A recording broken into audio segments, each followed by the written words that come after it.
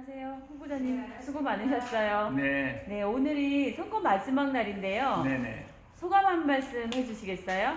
네. 4월 2일부터 시작된 선거가 드디어 오늘 끝이 납니다.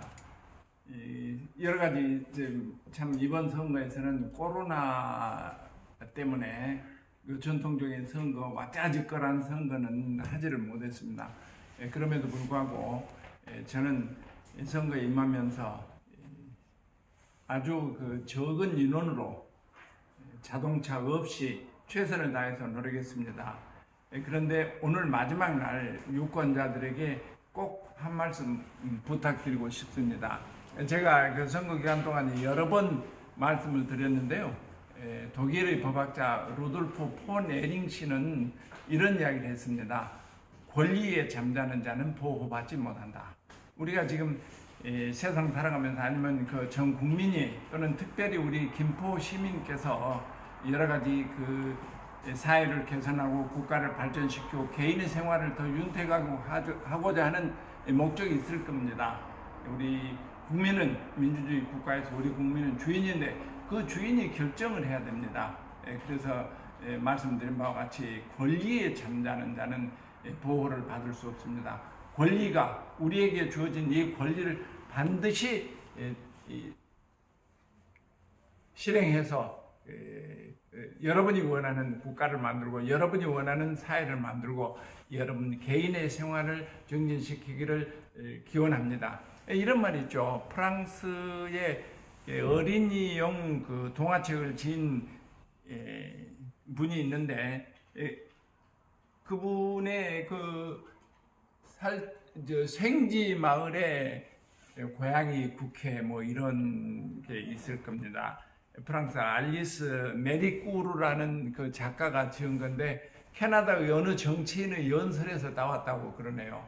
그 내용은 뭐냐면 생쥐들이 지도자를 그 고양이를 뽑는 거예요.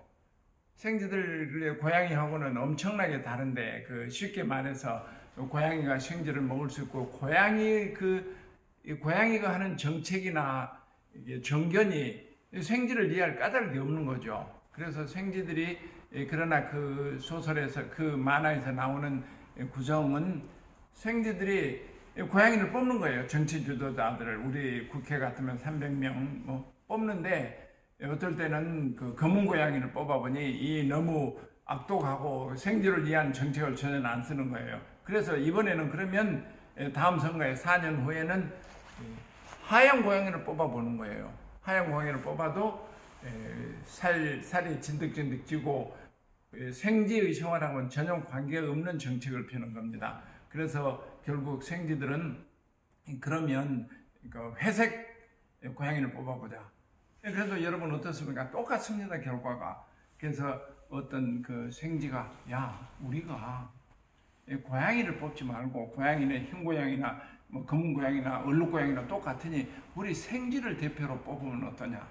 이런 이야기를 해서 결국은 그 생쥐 나라에는 고양이가 대표가 되는 게 아니고 생쥐가 대표가 돼야 된다는 그런 어린이용 만화책인데요.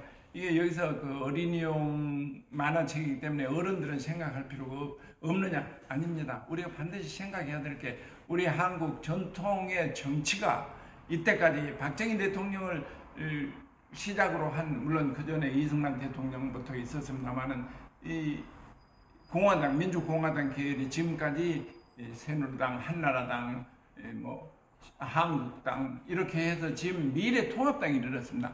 그 뿌리가 그렇습니다.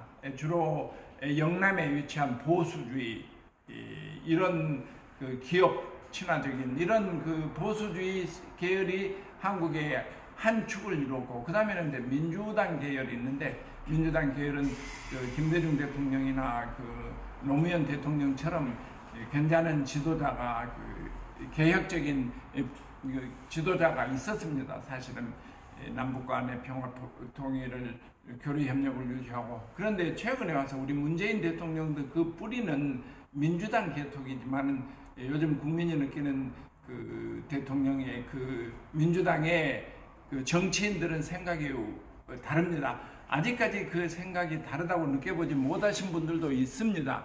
그러나 제가 생각할 때는, 제가 판단할 때는, 정책으로서 제가 판단할 때는 아직 이번에 그 민주당 정부는, 문재인 대통령 정부는 촛불에 의해서 박근혜 대통령의 무능과 최순실의 국정농단에 때문에 국민들이 1,700만 국민들이 한 달여 동안 그 촛불을 들어서 바뀐 정부인데, 문재인 대통령 정부인데, 문재인 대통령 정부의 정치인들도 마찬가지다. 흰 고양인지 검은 고양인지 회색 고양인지 모르지만은 고양이들을 위한 정책을 펴는 그 정치인들이 아닌가 하는 생각을 해봅니다. 그래서 저는 감히 여러분에게 말씀드립니다. 전국에 계신 청취자 여러분에게는 민생당을 뽑아서, 민생당은 바로 생지의 그 대리인으로 활동할 수 있습니다. 저 박채순도 버스를 타고 서울을 왕복하고, 또 골드라인을 타고 서울을 왕복하면서 늦게 공부를 했고, 그러니까 우리 생쥐 생활을 하는 여러분이 생쥐, 죄송합니다. 여러분을 생쥐라고 해서 그 만화 책에 나오는 이야기를 빌리자면, 생쥐 대표를 뽑아달라는 겁니다. 고양이 대표를 뽑아야 아무리 고양이를 위한 그 정치만을 할 수밖에 없는 그런 상황입니다. 아무튼 그 외국 사람들, 외국 작가들의 이야기를 해서 오늘 말씀드립니다. 마지막 날 반드시 권리에 의해 잠들지 말고 투표를 해주실 것, 또는 우리와 같은 사람, 서민 아파트에 사면서 우리 생쥐가 생활하는 그 방법, 그러니까 서민 아파트에 사면서 서민의 생활을 하고 매일 아침 교통, 매일 저녁 교통의 고통의 어려움을 겪고 있으면서 어린아이들, 손주들이 과밀 학교에 가는 것을 해결해야 되고, 노인 세대로서 노인이 복지 혜택을 누려야 하는, 그래서 안락하고 편안한 삶을 김포에서 살 수 있는 그런 생쥐를 뽑아야 된다고 저는 강조하고 싶습니다. 국민 여러분, 주민 여러분, 김포 시민 여러분, 반드시 투표해 주시고, 그 투표를 잘 선택해서 그들만을 위한 1당과 2당, 고양이들만을 위한 세상이 되지 않도록 투표해 주시기를 간절히 기원드립니다. 오늘 마지막 날입니다. 내일 투표일입니다. 내일 투표하시지 않은 국민 여러분, 절대 반드시 투표해서 우리 이익을 대변할 수 있는 그런 지도자를 뽑아주시기를 간절히 부탁드립니다. 저 또한 열심히 세상을 살았습니다. 바르게 살아왔습니다. 바르게 산 사람이 내일 생활도 바를 겁니다. 반드시 1당, 2당을 제외한 우리 민생당 제3당의 생쥐 같은 동료의 생쥐 같은 사람을 뽑아주셔서 우리나라의 정치 발전을 이루고, 김포 시민의 생활 안정을 이루고, 국민의 건전한 행복한 삶을 유지할 수 있도록 협조해 주기 부탁합니다. 감사합니다. 대단히 감사합니다.